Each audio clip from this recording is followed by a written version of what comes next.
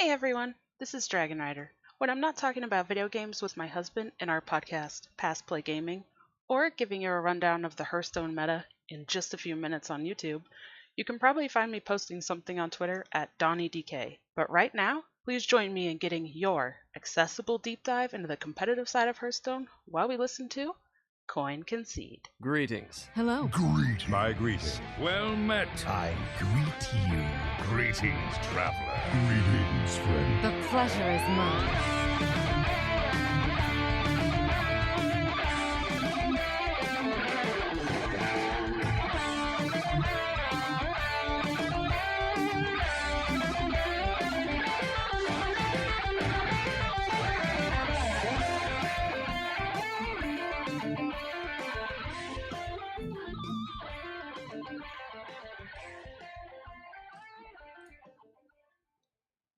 When I forget to click fade out, that clip goes a lot longer than I remember. Hello, everyone, and welcome to episode 142 of Concede, Hearthstone podcast dedicated to making the competitive side of the game more accessible to you. Joining you live from New York, Gadgetsand specifically, it's me, Ridiculoushat. We've got our friend from Karazhan, California, Botticus. Oh, hi. And we've got our other friend. We have two friends. That's okay. From the Maelstrom, Louisiana, it's Appa. We only got two? Only two friends? I didn't say only. I'm just saying we have two here right now. got two of thems. It's the Three Amigos, or the Three Musketeers. There's multiple famous groups of three people. The Threedles, which is... Threedle. Yeah. Anyways... Before we go any further, Concede is supported in large part by you, the listener. If you'd like to find out how you can support us and receive rewards in return, head on over to patreon.com/CoinConcede. We have a few new patrons this week. We want to thank Tiago A. We want to thank Totino's Pizza Boy. I'm a fan of his product. We want to thank Matt at Arms for his return as a patron. And we've got a very special thank you to Arrow, our newest producer. By the holy light. Wow, gold and legendary. We're not worthy. We're not worthy. We're not worthy. Producer. I'm always, anytime anyone signs up for that producer level, I'm like, I don't know what we did, but boy, this is rad. And we are super appreciative. Oh, yes. Yeah. More than anything, just really appreciative that you would be willing to do something like that. Yeah, whenever somebody hits the producer role, I'm just like, what? That's just nuts. It's really cool. It's really awesome, and we're glad everybody likes what we talk about. I put a big, long, sappy post in Discord yesterday, I think. But yes, basically, we just love you. Love everybody. All of our patrons and producers and stuff, and everybody who's not. Yeah, I mean, we don't want to get too much into it because we want to make sure we talk about all the great Hearthstone stuff happening this week, but it's never about the money for us. It's always about the companionship and community and discussion and engagement. But the support really helps us to make a better quality product and really make sure we can give you all the time that and engagement that you want out of the show. And we appreciate being given the opportunity to do that for you, with you, and because of you. So, thanks. It's nice. Now for a topic that's slightly less happy. Hey, Botticus, you want to talk about your ladder experience? Oh, thanks, Hat. What a great segue into how I went from doing pretty darn good. I was pretty happy to go from I was around rank 3,000, and then I had about a 73% win percentage to get up to the top 1,000 over the course of a day. Was feeling really good. Yesterday, I climbed a little bit more up into about 700, and then today I took a bit of a tumble in the opposite direction, and now I'm about rank 2,500. Ooh. There are things that people that I may be on the podcast with will tell you is the reason that I've lost that many ranks, but I assure you they're not true. We might discuss that later. But I also got Legend over on Asia. I had been not playing so much on Asia as of late, and went over there, played Sprint Miracle Rogue, that's what I was playing. Sprint Miracle Rogue, got up to Legend, was pretty happy, and am now trying to go for a high finish, but after today's losses, it's going to be much harder.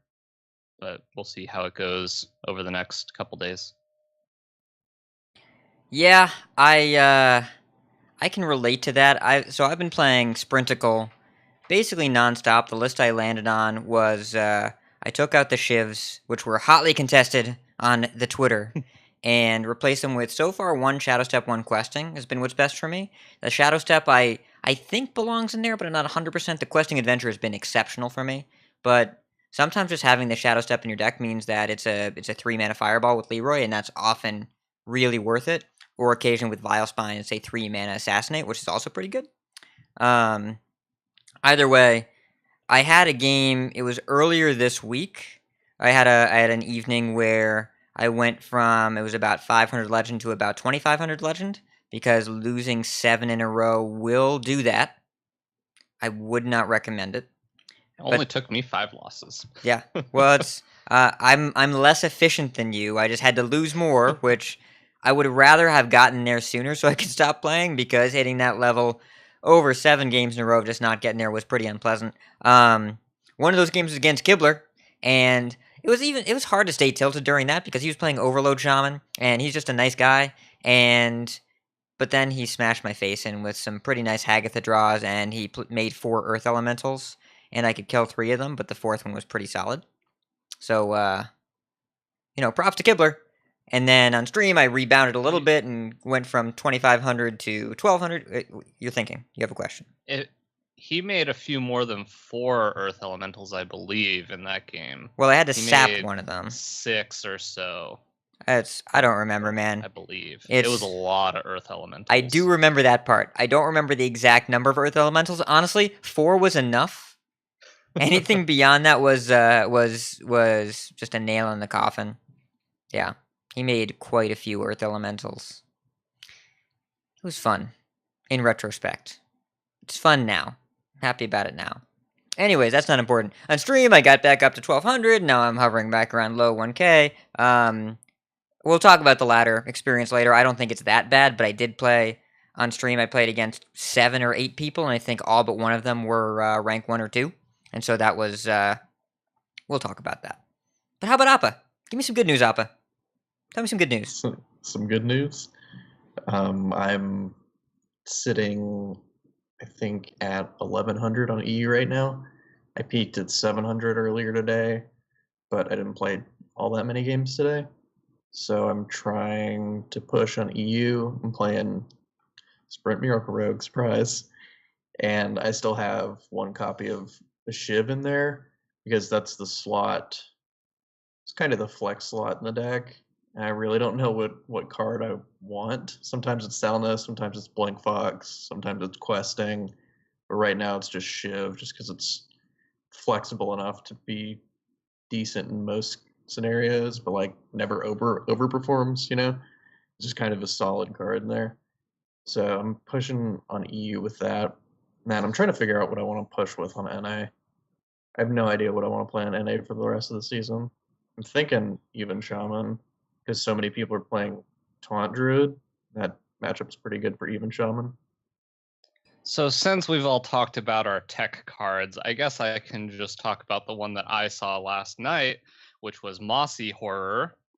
And for those of you who might not be familiar with that card, it is a 6-mana 2/7 that destroys all minions with power 2 or less.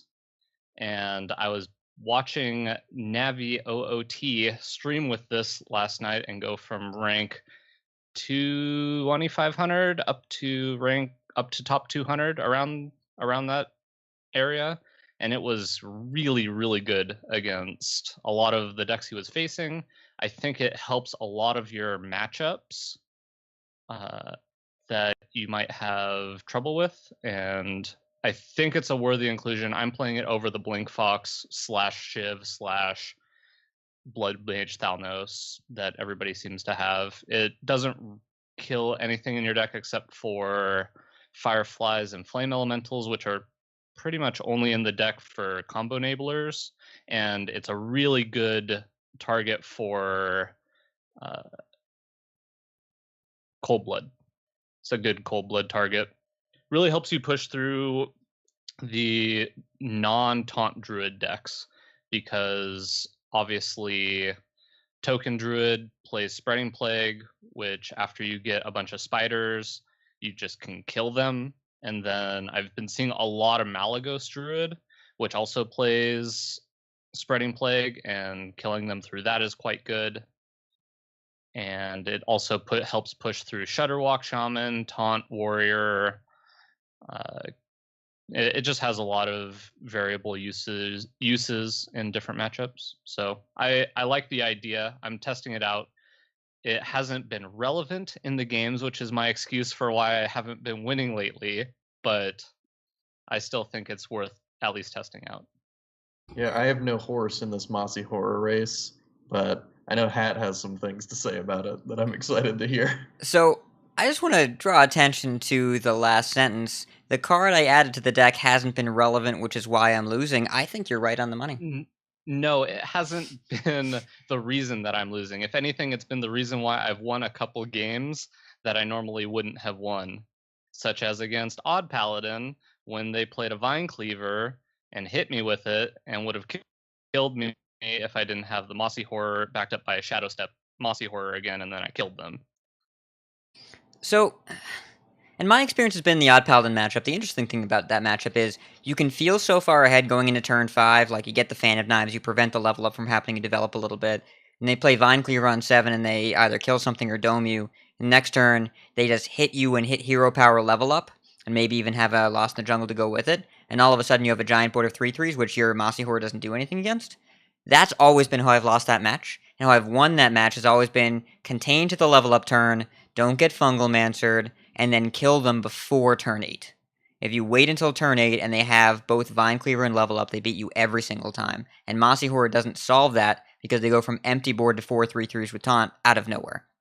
My experience has been, if you add Questing Adventure, that's been like a second Edwin, and I'm considering taking out the Shadow Step for a second Questing Adventure, and I think that might serve a similar purpose in terms of closing out the game before the card that you're worried about matters, as opposed to trying to find a way to counter it when I don't think your counter is going to work every time. I think the best counter is just killing them before turn 8. You see, I've been seeing a lot of back and forth between people on Roguelist about Shadow Step. And I know there was a thread on Twitter, I forget who posted it, but they were saying they were considering just cutting it all together because it's the lowest win rate when drawn card, which is kind of using the stats to like benefit an argument, because I don't think that's really how that should be judged. But it's one of the best cards in my deck, I think. The number of games I've won because I was able to just do 6 extra damage out of nowhere because of Shadow Step and Leroy has won me so many games that I would have just lost if it was anything else. I definitely like Shadow Step a lot more in the sprint versions, which I assume is what you've been playing. Yeah, in the sprint version, I like it a lot more. I think it gets a little weird with Auctioneer because sometimes you'd rather it be like a Shiv or something, and you have an Auctioneer know their spells, or you have like a Prep and a Shadow Step, and it just gets awkward when you're going off. But in the sprint version, I like it a lot. I use it most of the time, I think, on Vilespine or Leroy, but using it on Faldori Strider or Elven Minstrel against the slow decks is so good.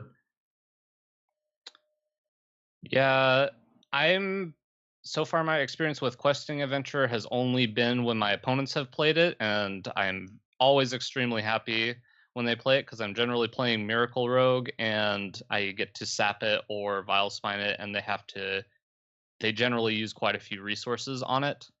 So I think it might be bad in the mirror because the mirror doesn't have a ton of great sap targets outside of the spiders you get off Feldori Strider and Henchclan Thug.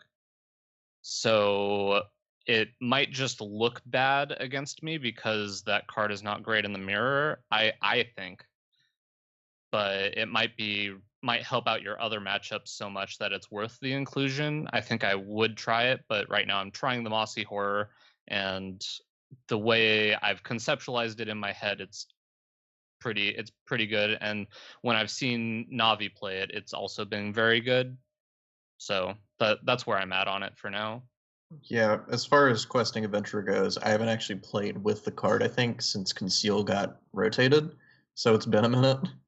So I need to try it out in the list. I'm actually waiting to get enough gold on EU so I can craft a golden one, because my Miracle Rogue cards are almost entirely gold on EU now, which I'm kind of proud of. Join us.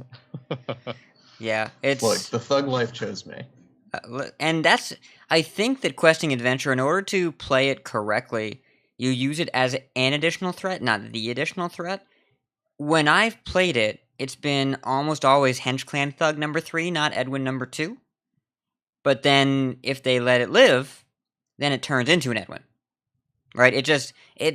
I will usually play it if I can make it a 4/4 the turn I play it, and that's usually good enough, and if they deal with it, it's fine, because there's so many other threats in the deck. But the increased threat density lets me keep the pressure on against decks with more board clears, or with more taunts or removal, while also conserving resources, because I do the things I normally want to do, play a spell here or there, and just gets a little bigger, a little bigger, a little bigger, but if it gets removed, there's so many good 3 and 4 mana threats that you don't really worry about it as much. I think for people that are going all in on it, you have to have the right matchup for that. Sometimes that can be even Warlock if you're not expecting a Spellbreaker or a Siphon. Sometimes that can be, I'm trying to think, other matchups with only damage-based removal. There's not a lot, actually, but against Odd Paladin, if you get it big early, you can actually use it aggressively, and again, win before turn 8, because as soon as they go Vine Cleaver and then level up the next turn, it's really dangerous. I don't know. It might not be the best card, but so far it's performed pretty well for me, just by increasing the threat density of the deck and baiting removal and allowing me to play another threat and letting that stick. And this is kind of the thing with Miracle Rogue right now. The common builds are usually 28, 29 cards similar between the different sprint builds, and then the different auctioneer builds are all pretty similar. There's usually a couple flex slots that people are experimenting with, and I don't think anybody's really figured out the perfect card for it. I don't even know if there is a perfect card for it, but sometimes it's like, again, how I was saying earlier, sometimes it's Blink Fox, sometimes it's Questing, sometimes it's Shadow Step. There's some room to wiggle with in terms of deck building for Miracle Rogue, which I really like too. Yeah, our friend Blister Guy actually posted an infographic about Miracle Rogue. It looks like there are, like 26 core cards or so. Though some people are actually shaving an SI here or a Minstrel there. Some people are running like 1-in-1 Gadget Stand or Sprint. There's actually a couple lists. I'm looking at it now. There's some crazy people where their flex cards are 2 Argent Commanders. It's burst damage, lots of charge. They still play League. Older lists, right? No, it's not the Violet list. It's Sprint Miracle Rogue, but instead of the Shivs, you play 2 Argent Commanders. Yeah, it's interesting. I could see it. There's a lot of different ways to go. I mean, that might not be the 6 drop of choice, right? You can play a different one that has, instead of 4 attack, how about 2? And instead of hitting your opponent in the face, how about you destroy their minions that have 2 or less power? You can do all sorts of things.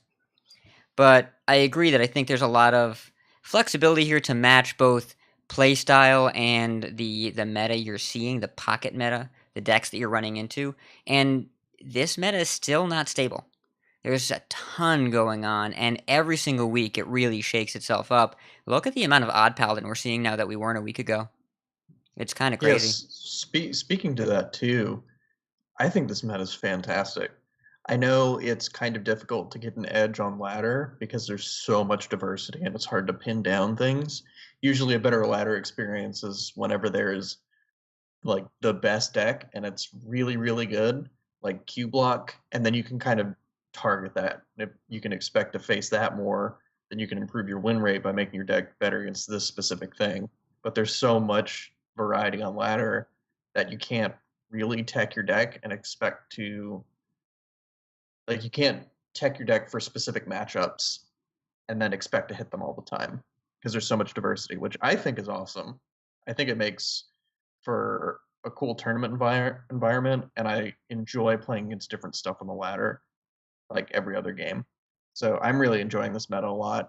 I know I've seen a lot of people talk about how they don't like the meta because it is difficult to get an edge, and whenever you're going 50-50 and you don't really know why, it can be frustrating. But I'm thoroughly enjoying it. Yeah, speaking of the tournament meta, a lot of this week's news is actually revolved around some tournaments coming up. So since we already took a good amount of time talking about ladder, why don't we get into the news?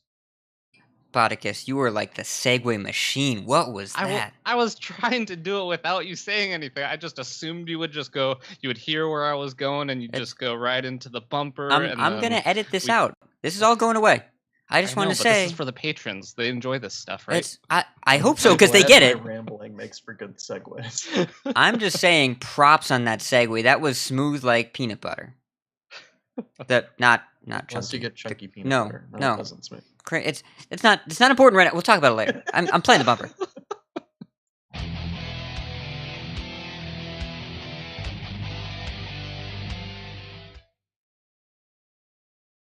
All right, so before we get into all of the tournament stuff, I think the most important news piece here is a tweet that came out just a couple hours ago from Play Hearthstone.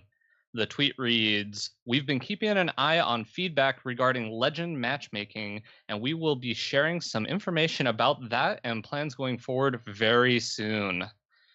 And okay, great is what I have to say, except that very soon, it's already been a couple weeks where we've seen this trend happening, so I'm interested to hear what they come back with on this. I wish this tweet would have come out a week and a half ago, honestly. I don't know what to think about it. I don't know what they're gonna do. I don't know what they're gonna say. Appa, you had some choice words to say about this right before the cast. What's kind of your take on this tweet? I just really hate the language that they used because they're addressing it because they have to, PR wise, but they're addressing it in a way that says literally nothing. It's just all of these words are complete fluff. We've been keeping an eye on it, and we're looking at it. We'll be sharing some stuff pretty soon. Like we have no more information than what we started with, which is what kind of bothers me. And that's all we're looking for. That's what we've been looking for like more than probably 2 weeks now. We're just sitting here like, help! People's livelihoods depend on this. Can you please tell us what's going on? And now they're just like dangling the carrot. They're like, we're gonna tell you, just not right now. You gotta wait. And that just bothers me. Yeah, it's the end of the month is 3 days away, and nothing's been done to be changed. I doubt anything will be changed before the end of the month, so I'm a little disappointed, but at least we heard something. It's better than nothing. Any thoughts, Hat? I feel for That's a good thought. I like that thought. Excuse me. Talking here. I feel for Team 5. Because before the nerfs, they're like, we're going to look into nerfing cards. Here are the cards we're specifically looking at, and we're giving you plenty of notice when we will nerf something. But by the way, HCT prelims are going on right now. We're definitely not going to change anything while that's going on. Why are you waiting so long? You know it's broken. Can't you do something? Blah, blah, blah. Change something.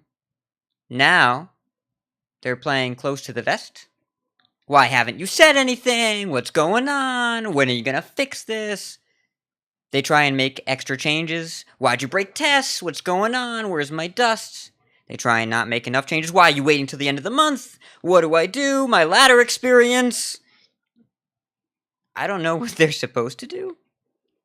And where the line is there, I feel for Team 5 a little bit. And I'm sure there's some kind of middle ground with communication. I would generally lean towards consistency in their policy, because it does feel like they're trying to feel it out by doing different things. And I will say that the inconsistency in how they're handling these things is probably what's hurting them the most. If they consistently over-communicated or consistently under communicate. It's not even over under. If they consistently communicated less or more, that's fine, but you can't pick and choose between both. And I think what's hurting them the most is being inconsistent depending on the issue. Either communicate after you fix it, or communicate before early enough that you know that's going on. But if you don't always do one of those two things, then you're going to get some negative response. There's going to be negative response anyways. But just like, pick if you want to be communicate in advance, we know about it, we're working on it. Or if you want to communicate after, here's what we did to fix it. I wouldn't do both. And I do agree, Amnesiac tweeted this morning, if Hearthstone players put half the time into something productive that they do into complaining, we would have solved world hunger and colonized goddamn Mars by now. I don't know if I'd necessarily go that far, but I mean, there's a point. There's always something going on. Avanti's linked that in our chat. Thank you very much, Avanti's. I do think there is relevant cause for concern here. And I think the main issue I have is, again, Blizzard's consistency with how they communicate. I don't care which way they go, but they're trying to do both, and you can't have both. Yeah, I think part of it for me, by the way, I think whenever they did the Kobolds and Catacombs nerfs, whenever they presented everything, they were like, these are the things we're looking at, this is what could possibly get hit. I think that was fantastic. Because I'm from a background where I used to play a lot of League, and I play a lot of Rainbow Six now. I played a lot of Overwatch, and those developers, less so Overwatch, but those companies, there would be, they would announce when the patch is going to be, then they would release pre-patch info on it, and when the patch notes came, they had a very detailed description of everything that went into the patch, everything they looked at, and things that they're looking at moving forward. So I'm kind of used to that level of transparency, which I think kind of bothers me that I'm not getting with Hearthstone, because Hearthstone is such a big game and Blizzard is such a big company. I think they should be doing it more like that. But again, that's my personal preference, and that's kind of what I'm used to. So I'm constantly looking for more transparency. And I think they did a really good job whenever XR posted the article with all the stuff they're looking at. I would like more stuff like that. But I agree. I think the inconsistency also makes it feel like there's less communication, or they're ignoring us to some degree because they were so transparent with the Kobolds and Catacomb stuff. I think I got used to that a little bit, and now we're just kind of sitting here, we're like, hey, what's going on? Things are different. What happened? One thing that's been pointed out too is that with Ben Brode leaving Team 5, it has felt like the communication level has been different since he was such a face of Hearthstone with relaying all of this information to us. So it might take some time for them to realize where they're going to be at communication wise with us with stuff like this. I don't know if this is something that he would normally be upfront about, be the face of issues like this or not, but it does seem like there is some correlation with him leaving and the communication level not being what we're used to. Well, they're trying new things, right? It's honestly, the thing that was really different from what would have happened under Brode's reign was what Appa just described, was the communication of, we're looking at these cards after the HCT, and this is pretty far in advance. That was something that never would have happened in the past. Because I think Brode had clearly stated, letting players know the game is broken, the time in between when you let them know that and when you fix it is lame duck standard. People don't want to play. And XR was clearly trying out, let's just make people more informed and see if we can test that theory. But they got, I think they got good response from the KNC nerfs overall, even though it took a little while. I do think that the test change was their attempt at meeting the other community requests to have changed things more often, and that went really, really poorly. So I'm not surprised they're saying we're going to wait on changes, but I think waiting on the communication as well. It doesn't feel like it's different from Brode. It feels like they have to learn what to do now that Brode's gone, which I think is a subtle but important distinction, and it'll take them a little while to find their stride. And also, again, it's hard to make everyone happy all the time, and when I say hard, I mean actually not possible. So Yeah, and I don't want it to seem as if I'm whining about this all the time or something like that. But I mean, I love Team 5. I love Hearthstone. It's a great game. I mean, the people behind it are great, and they do have to work and find their stride. But it is something I'm going to continue being vocal about, because it's something I care about so much, and I want them to do what I think is best, at least. Or I would hope they move in that direction. So I'm going to be vocal about what I think is best for the game that I love so much. So that's why I kind of take that stance on transparency and communication and stuff. Yeah, we'll see how this ends up going down, what the resolution ends up being for this. The next news item we have on here is an article from the Play Hearthstone website.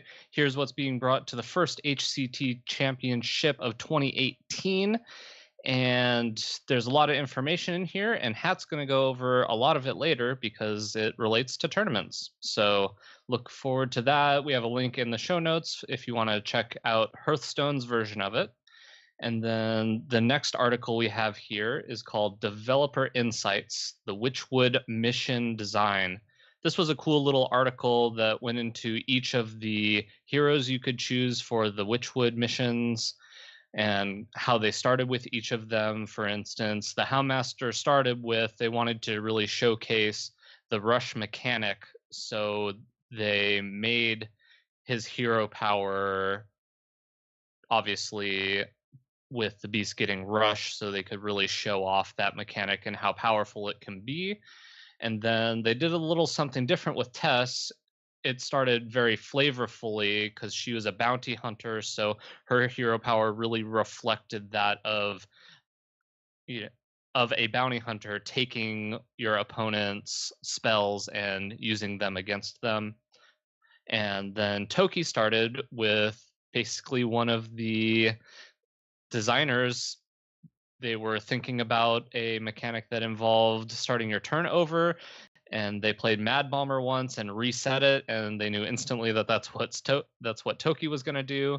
And then for the Cannoneer, this started way back before they even knew what the design for Witchwood was going to be, and they were considering a tower defense mode, and eventually kind of worked it down until it was only one cannon. And then they switched over, obviously, to a dungeon run type mode, and that's how the Cannoneer was started. So there's a bunch more information in this article if you want to check it out. We have a link to the article in the show notes. Did you guys have anything you wanted to say about this? Did you have a chance to check out the article? The developer insights, I mean, anytime they talk about this, it's really fun to see how they dug into these, and reading about these completely busted hound dogs was super fun, but I'm glad they did not include those cards because, oh boy, it's the monster hunt was already, I'm not gonna say it was easy, I don't think it was, but it was shorter content just because there were fewer bosses to kill, and if you got the drafting strategy down, it didn't take as long to finish it as something like, well, Dungeon Run, which I think I still haven't done, or the Lich King was really difficult. I don't know. I'm always glad to see the insight of what the developers are working on. Getting an idea as to how they make Hearthstone is super cool, and they clearly went out of the box with Monster Hunt. Like, starting with tower defense and making that into a Hearthstone mechanic is so cool. Yeah, I like it a lot. So the next little news item we have here is tournament tech. You'll notice something I noticed when I was looking at the news this week is there are a lot of tech articles, and I don't really know why there were so many articles specifically about tech. I guess when you have a tournament coming up and a lot of the decks are somewhat similar, even though, as we'll get into later, there's a ton of different decks. But the thing that really separates a lot of them are the choices you make against other decks and what to include to give you those small edges. So this specific article was kind of an interview with Cora. Cora essentially went over all of the lineups for all of the competitors in the champs and went over their individual tech choices and why she thinks they're good choices, bad choices, and which ones she expects to do well. Bit of a spoiler alert, everybody seems to be really high on Killin' All Day, and I believe it's Turna's lineup. Those seem to be what a lot of people are talking about, is how good their lineups are.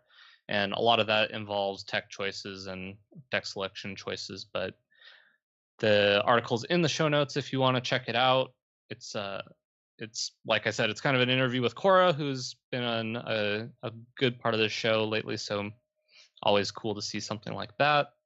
And then the next one was somewhat of a similar article called The Meta Debate HCT Summer Championships. And this was an interview with Sidonia and APX Void, where they go over a little bit more in depth. They kind of go over lineups more so than specific tech choices, even though tech is kind of a big part of what they talk about in the article. But they give their rundown on why everybody brought the decks they were bringing, or why they thought they were bringing the decks they were bringing, potential ban strategies, and just their overall thoughts on what everybody ended up bringing to Summer Champs. So that's a article you can check out as well. Did you have a chance to check this one out, Appa? Yeah, I checked this one out, and I really liked it. I liked the content of it because it goes into a good bit of how a pro player thinks about going about building a lineup, or thinks about tech cards, or what to ban. And that's not something that's really talked about in like mainstream Hearthstone that much. Like, not too many people know how to build a lineup or figure out what to ban or know what tech cards to bring with all that in mind. So it's kind of a neat window into how a pro player thinks. And I actually think that's probably something we can do more on the show too, is maybe in future episodes go over how I go about building a lineup or something, or how you figure out what to ban, or those kinds of things. I think there's a lot of unexplored space in the community for that, I think. Just general lineup analysis, I think, is probably something we can do a little bit more in the future. I know Hat covers it a little bit in the tournament section, but it might be worth it to have us, mainly you, because you're a lot better at building lineups than I am, but just kind of go over the thought process of why we think they brought these lineups, what we expect to do well, and stuff like that. Hat, about these two articles, what did you think of either of these articles, either the Cora one or the one with APX Void and Sidonia? It's champs. They're hyping up champs. I love it. They're interviewing casters. Not just any caster. The Cora Songbird Georgiou. And they're interviewing pro players on how pro players think and what you think the pro players are going to do. They're building hype. They're providing context. They're giving good information. I think these are both fantastic articles. And we've talked about lineup construction in the past, but these are just pro players looking at the deck list and shuffling them around and making their fantasy picks. Right? They're basically saying, this person's going to do well because of this. This person has to do this. I don't know what this person was thinking. And I didn't realize before I picked Bunny Hopper that he isn't bringing Druid. So, I hope it pays off. But he didn't bring Druid. So, yeah. Yeah, I picked Dog before they released the deck list, and they released the Choose Your Champion stuff before they did deck lists. So I was under the impression that maybe they weren't going to make deck lists public or available to the public until the event. And then I picked Dog, and then they released the deck list, and I'm like, oh no, I picked Dog. But I still stand by my Dog pick. He's got to have something. I believe in Dog still. Yeah, I absolutely believe in his skill as a player, but just like purely from lineup numbers and stuff, I definitely would have liked to pick Turna or Killin' All Day, because doesn't look good. Yeah.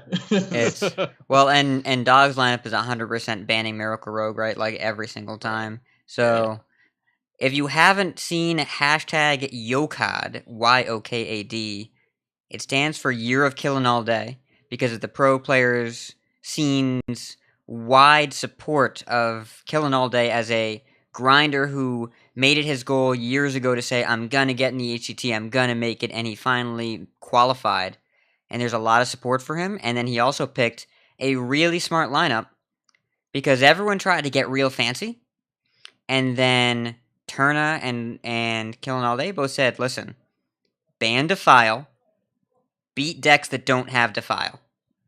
You know what? Yeah, I get everybody it. went level 3 with their lineups, and Turna and Killing All Day just went straight level 1. So everybody else tried to outsmart what they thought people were going to bring, then ended up making themselves very bad against just a generic solid lineup with some good mid-range and aggro decks. And there's one taunt warrior in the entire tournament. Like a single taunt warrior. Speaking of which, I saw a little blurb in one of the articles that said this may be the most diverse HCT event ever, and that's nuts. Every single class is represented. I can't remember the last time that happened in like a big tournament. Yeah. The archetypes per class are a little lower than I'd like. There are 5 classes that have one archetype, including Rogue, which is the 4th most popular archetype. They're all miracles. But when the 3rd most popular class is Shaman, that's kind of an interesting thing. It is diverse in terms of overall strategy. The archetypes are definitely narrowed down. We're pretty far into the meta. It's pretty mature. We've got about 6 weeks from today before the new set comes out, if my prediction comes true. So we expect the meta to be pretty well defined. It's not really, and the tournament meta still has a lot of different strategies and layers and levels that people can approach. So it's fascinating to see, and metas like this on the ladder, where they're so diverse, generally translate to difficult tournament metas because, again, there are so many options. I'm curious to see who made the right call for this tournament, and these results may not translate to other tournaments because everything just keeps on shifting. Yeah, if there was a lot of Taunt Warrior, then Killing All Day and Turner's lineups would look a lot worse. But I believe, and as I said, we won't go into this too much, but there was only one deck with double-digit representation, and it was 11. It wasn't all 16. It was even Warlock is the only one that has 11 people bringing it, and every other archetype has less than 10 people bringing it, which is crazy to me. That's going to be a lot of different decks. So we'll see how that all plays out. I have another link in here, another HCT Summer Champs link with deck list results and information. I liked this one a lot more. This was the Hearthstone Top Decks article about it, and it's more detailed. It skews better to the way my eyes like to see this information. So I wanted to include that in there for people who like more detailed, more concise, and I don't know, it just looked better to me than the Play Hearthstone's version of it. So that's an option for you to check out. The last article from the Play Hearthstone website was another off-meta report. A deck that popped up recently was Odd Hunter, and that one's in this report, as well as Murloc Mage has kind of been around for a while. It's a little bit hasn't ever gotten really that much popularity, but it's an option to play. And the last one is this Rush Warrior deck. I don't know about that deck. There's a lot of one-ofs in this Rush Warrior deck. But these are all options if you're looking to play a little something different. The other deck that I heard popping up this morning was Murloc Priest, and I actually want to get your guys' opinion on this deck because my initial response to Murloc Priest is it's probably better at getting board and maintaining board and getting like a really scary board, but if you ever lose board, it's really hard to get back in the game, and you don't have cards such as Alaneth or Fireball to help finish games where you lose board. You got Mind Blast, man. That's 2 mana Fireball. You got 2 Mind Blasts. All right. How are you drawing enough Mind Blasts without... Northshire Cleric and Shadow Visions. You got all these cards, man.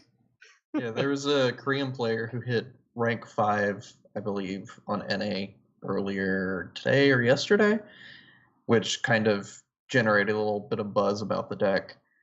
But all I have to say is Northshire Cleric, into Shadow Ascendant into like anything's really good. And I mean, Shadow Ascendant's a really, really powerful card, and there hasn't been a deck in a little bit that's been able to use it. The last ones I played were Spiteful Priest, long while ago, and the Combo Priest before the Potion of Madness and stuff rotated out. So it's been a while, but any deck that can play Shadow Ascendant and get the most out of it is probably starting off pretty good. So I think this person found a really solid shell for Shadow Ascendant, and I agree there's not really any good reload like Paladin has Call to Arms or Alaneth or Fireball out of Mage, but I think the early Priest package is probably good enough to let it be competitive. It has Lyra. That's reload. I don't know. It's like you're drawing one card a turn most of the time, unless you have Northshire Cleric, or unless you're Power Word shielding, or unless you're, I guess, Unidentified Elixir kind of sort of can be card draw sometimes. I know that's a card that Botticus loves. This deck and Murloc All right, Mage, you got me on board a little bit now. It's- you got my attention. right? It's got all sorts of juicy stuff here, and I think we need to really recognize how important Murloc Spider Tank was to every Murloc deck ever, because there's never been a stat-efficient Murloc that's costed more than 1 mana until they printed Rockpool Hunter and Nightmare Amalgam, because those two cards let you curve out 1, 2, 3 and really contest the board effectively without any other buffs. And then if you Megasaur on 4, it's really, really powerful. I don't know, I think there's something here. I don't know if this is tier 1, but I don't know what tier 1 qualifies as in this meta. It's so diverse you can play anything. We had number 1 Legend Murloc Mage, number 5 Legend Murloc Priest, like what's happening? Yeah, speaking to Amalgam a little bit, I think this format's powerful enough that we don't quite yet realize collectively how strong Nightmare Amalgam is, but that card is nice. It's just like any deck you're building with tribal synergies, you can just stick it in there, and then it's gonna be really good most of the times. It's Spider Tank, except all your stuff works with it. So, it's, I don't know, like, I was playing, I did a coaching session yesterday, and this was at the lower ranks of the ladder. It was below rank 15, but we were doing a coaching session. We went 8-2 over a couple hours with Lillian Voss, Tess Greymane, Pickpocket Rope. And I don't know if that's success. Oh, yeah, right? Where we were playing against a priest, where we kept stealing priest cards and they kept stealing our rogue cards. And there was a game later in the coaching session where we burgled a Paladin Death Knight and specifically delayed the game so we could play it and then play Tess so we could get all of our rogue cards back. I don't know if that would translate to the higher rungs of the ladder. I think there's something there. I don't know if it would be, a high legend competitor, but the fact that that can even happen demonstrates that the even power level and variety of decks in this ladder means almost anything can work if you play it well, and that tight technical play is still more important than anything else. I think that's gotta be a good thing for the game. Even if there are polarized matchups, even if sometimes you queue up and you lose because of the deck you're playing against most of the time, it's gotta be good for the game that you can build almost anything and have a decent chance with it, and improve your chances if you practice and get better at winning your bad matchups. There's gotta be something really good to say about that. I guarantee you that I could have hit Legend with my Tess Rogue deck if I had enough time and didn't want to grind out the 55% win percentage. It was powerful enough to be able to hit Legend. I just didn't have enough time or want when I need to be trying to get high in Legend. I don't know that it could be a high Legend competitive deck, but I think that it's definitely something you could play. But anyway, we should keep going here. A couple more articles. Well, actually, an article and a couple videos. Journey to Ungoro, quests a year later. Just an article I linked here that goes into all the quests and how they sit a year now that everything's rotated, and just going over each of the quests from Journey to Ungoro. Kind of a neat little read if you have a bit of time later. And then there was a video I got a ton out of, which was Zalae's Witchwood review of the review, where he goes over his own review of the Witchwood and says which cards he got right, which cards he got wrong, and mostly specifically why he got them right or wrong. And as somebody who has been known to review cards, maybe not the most correctly, I was able to get a lot out of this, and hopefully I can use it in the future to better predict how good cards will be. And I think people could get an idea of for themselves how to just rate cards better, and just how a really well-spoken person and really good Hearthstone player thinks about cards after they've already been able to play with them and things like that. Did either of you had a chance to see this video? Not yet, but I do want to watch it after we get off the podcast. It sounds really interesting.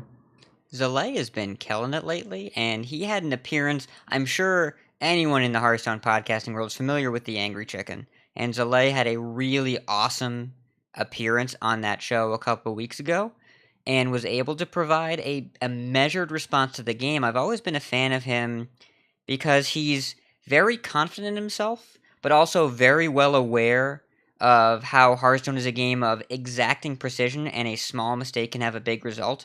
And if he doesn't play well, he doesn't deserve to win. He's very clear on that mindset, and all about a student of the game, of go back to the hotel after the tournament and study the lineups and the matchups for hours to gain these small edges that other people don't really have. I've been very impressed with his approach as of late, and in general, and I would not be surprised this video is very high quality. There's a reason he's on OmniSlash, and he's really making a career out of being not just a content creator, but a top player, and is able to juggle both. That's extraordinarily difficult to do.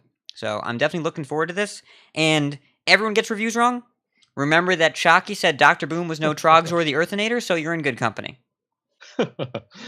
And then the last video we have here is a video from the Tempo Storm YouTube channel, and it's about Aggro Mage. And I think I know somebody who had some involvement in this video. Who had some involvement in this? When you drag it out like that, it makes me cringe. Sorry. So Appa made the script for this video, and I got to watch a good portion of it. I think it's quite a good video, and while Aggro Mage is not necessarily what everybody's talking about right now, I definitely just played meaty on the ladder and got crushed by him playing straight up Aggro Mage, no Murlocs, none of the nonsense other cards in it. He was just playing straight Aggro Mage and crushed me very handily, and he was top 400 when we played. So definitely something you can learn a lot from, and it was something I wanted to include in the week's news. And that's all I had. Yeah, Aggro Mage is still a pretty good deck, and I was waiting until everything was like official, and then my first video got published. But I'm now a script writer for the Tempo Storm Hearthstone YouTube channel, and yeah, so I get to do that now, and it's a lot of fun. I like it a lot. So thanks to Gallo for recruiting me, and thanks to them for letting me work with Tempo Storm content creation. It's a lot of fun. Yeah, so I really want all of our listeners to make sure you go check out this YouTube video, give a lot of support to it, because we're all excited that Appa's doing some script writing and want him to be able to continue doing that for a long time. So watch the video, get more views on it. It'll be great. But not as great as the savings you can get by using the code TEMPO on G2A. Am I right? Am I right? Okay, let's go to tournaments. What? And don't you remember that meme where Raynad would always work the code TEMPO into casual conversation? No, I don't. Appa, do you remember this, or am I just old? No, I don't remember that. That was probably a pre-me playing meme. Okay. Same. Listeners, please validate me. If you remember this meme, go ahead and tweet at Concede with the code #tempo, and you'll get 10% off the time of this episode because I'm totally editing this out. 10% off the time of this episode. It's the grand tournament.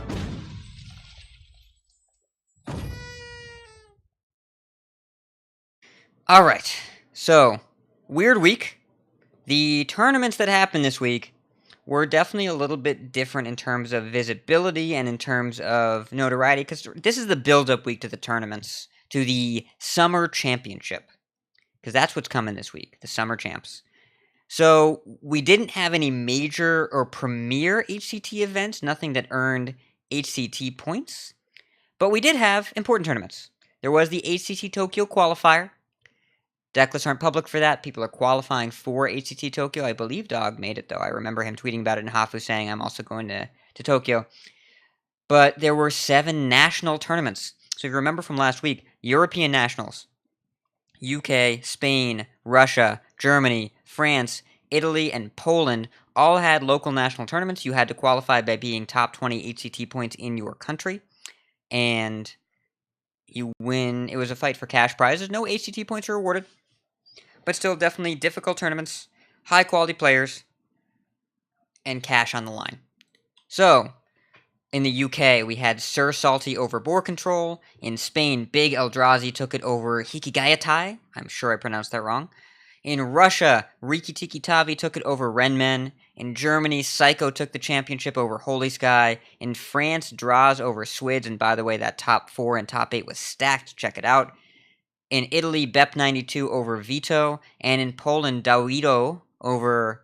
Is it Dawido or Davido? I don't know. I need to learn my Polish pronunciation better. Over Wojek XD.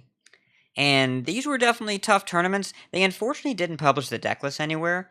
And the bracket on Smash.gg only had the stats for the classes for the top 4. So we didn't really have enough information to report on it. You can find the VOD for the UK tournament on Hearthstone Tournaments on YouTube. It was the only English-speaking one. But there are the VODs on the local channels. A lot of local streamers casted these for their country. Jackie Chan casted the UK one. Black Fire Ice, I believe, casted the Polish one. The France one was on the Arma TV channel.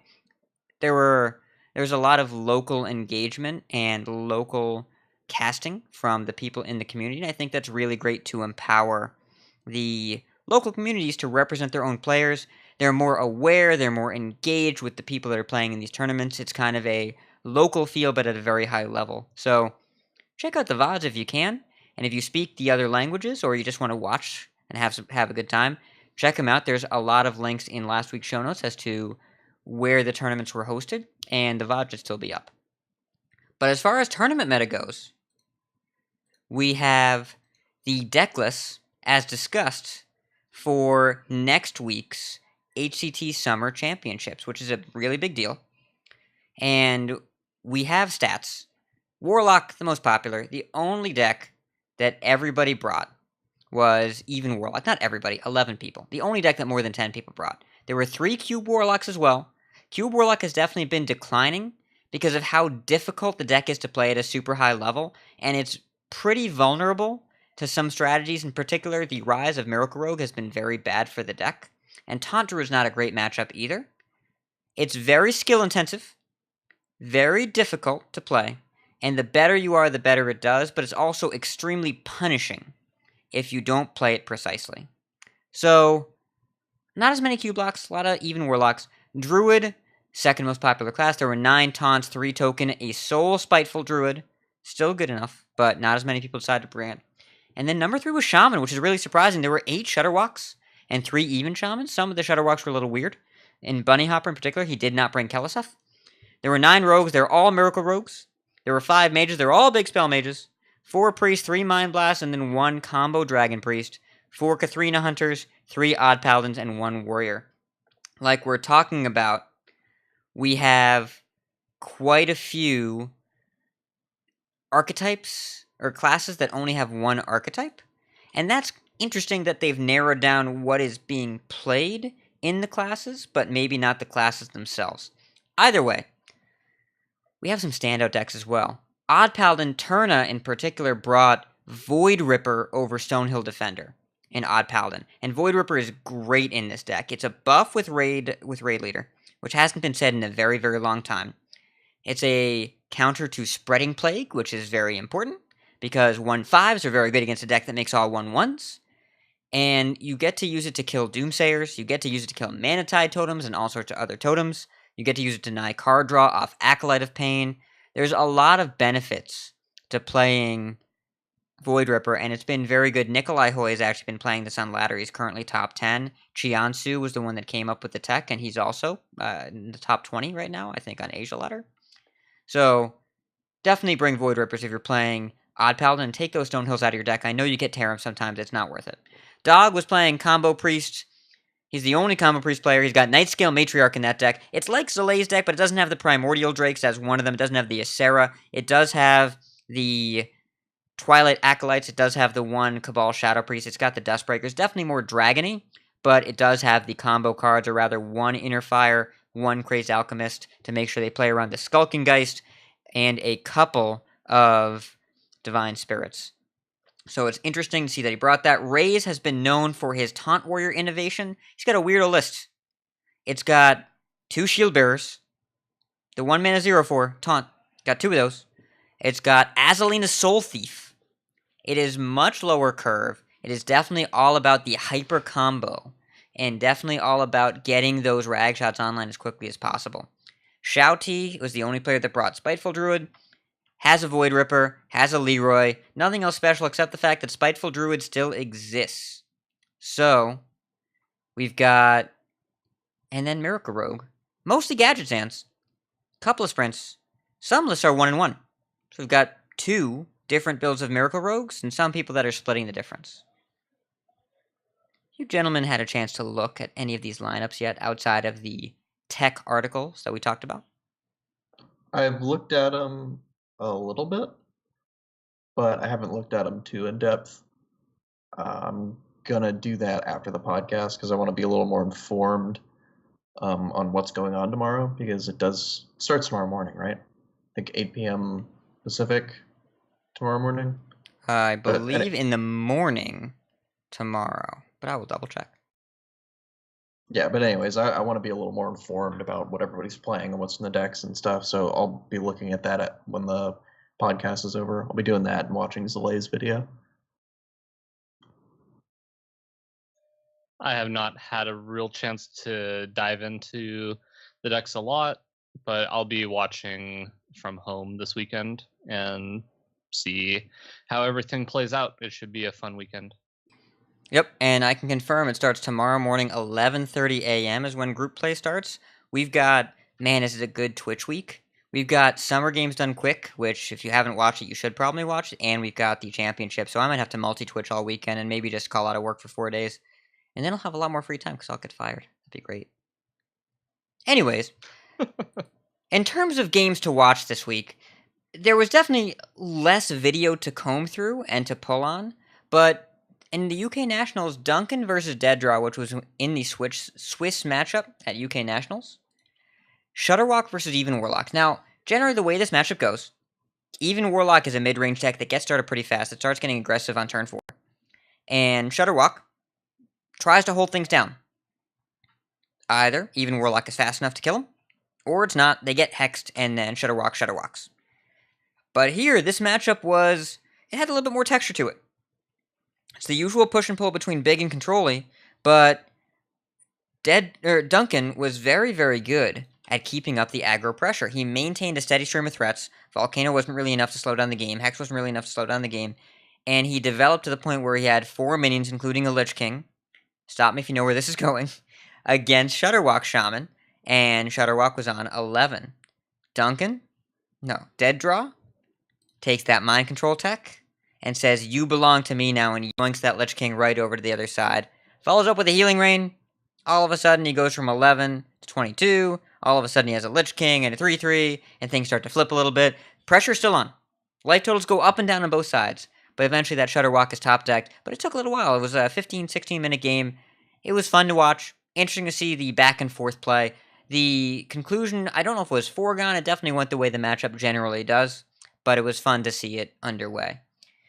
And it's a shorter tournament section this week, but get ready for next week. We start tomorrow at 11:30 a.m. Eastern Daylight Time, 8:30 a.m. Pacific Daylight Time, 5:30 p.m. Central European Time, 1:30 a.m. Australian Eastern Standard Time. Wherever you are, you can watch this. If you're awake at 1:30 a.m. in Australia, message me. I'll be awake. We'll talk. It's fine. And check out the Summer Championships. We've got 4 days of play. And a lot of really good tournament stuff to talk about. It'll be sweet. And real quick, I believe the Shutterwalk versus Even Lock matchup is fairly favored for Even Lock in general. Really? I played quite a bit of Shutterwalk this weekend, and it really comes down to Earthshock. A Shutterwalk shaman that's playing Earthshock is going to be a lot better off against it because it can deal with the Twilight Drake. But if you don't have cards that deal with Twilight Drake that efficiently, then they can develop boards that don't get volcanoed, and none of their cards are very good against Lightning Storm. So you have these 2 removal spells that are in general not super great against their deck, and your defensive options after that are generally small taunt minions that try to like soften up your minions, and you can use Hellfires and Defiles to push your damage through. It's not a slam dunk matchup by any means, but that's generally how I found it to go, and I believe the stats reflect that. The stats reflect 51 to 49% in favor of Even Warlock. Yeah, see? Exactly. Yeah, highly favored. Slam dunk matchup. Yes. It's like a coin flip, but there's a little bit too much metal on the tail side. And so it maybe a little... Anyways. It's like somebody flipped a coin and then somebody sneezed in the background. And that sneeze carried itself and pushed the quarter a little harder to one side. But that only works if the sneeze always affects the same size of the coin. This analogy's a little labored. Why don't we transition here? This analogy's loose. Yes. Let's go to the Let's go, thank yous. instead of making people not want to thank us, let's talk about the people that actually did thank us. Oh, you're the most heavy metal thing I've ever seen. So we have just one review this week. It's from Diego Centric, and he says, this podcast gets so many things right, but most important of all, they truly deliver on their mission statement of making competitive Hearthstone more accessible. If you're looking to step up your game to the next level, this podcast and their community should be your #1 destination. All right. Sorry, Thank you, I was Diego. reading, Skype chat. No, But we're yeah, good. we really appreciate it a lot. That's what we strive to do. That's our mission at the beginning of every podcast, is to make stuff more accessible. So if we're succeeding with that, then... Sorry, I'm Keep reading. going. It's okay. Hat's distracting me. But if we're succeeding with that, then we're definitely happy. Yes. Thank you, Diego. I appreciate it. And it's time for something special. Who watched Blue's Clues? Anyone watch Blue's Clues here? Ever? Yes. It's been so many years. Well, you know, So many years. do you know an activity in Blue's Clues that made the host want to wag his tail? Yes. Mail time? Mail time! All right. Explanations.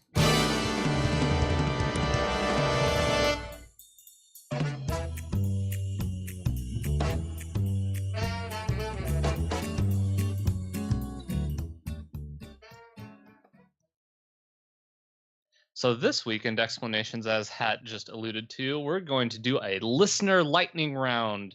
Hat put out the call to everyone on Twitter asking for topics, potentially for Explanations, and we got a lot of really good responses, but nothing that we could really dive into just one topic.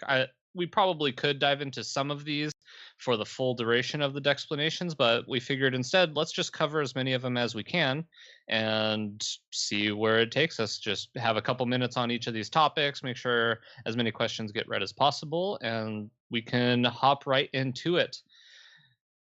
Oh man, this name, I have no idea how to say it. Itinerant Wizard. Itinerant Wizard. Got it. He asks, okay, losing 3 straight with a strong deck is exactly the situation we were discussing last week on Concede as something I should not let upset my flow, right? Yo, man, losing sucks. Okay to not like losing. I am all about that. Doesn't mean you should switch decks. Doesn't mean you have to keep playing right away, and if you're upset or you get high rolled or both, take a break. If you can shake it off and you know that you're still centered, go ahead and take the loss in stride. That's good for you. It's a good place to be. It's not always going to happen. Losing feels bad. Doesn't mean the deck is bad. Doesn't mean you're bad, but it means that your emotional reaction is normal.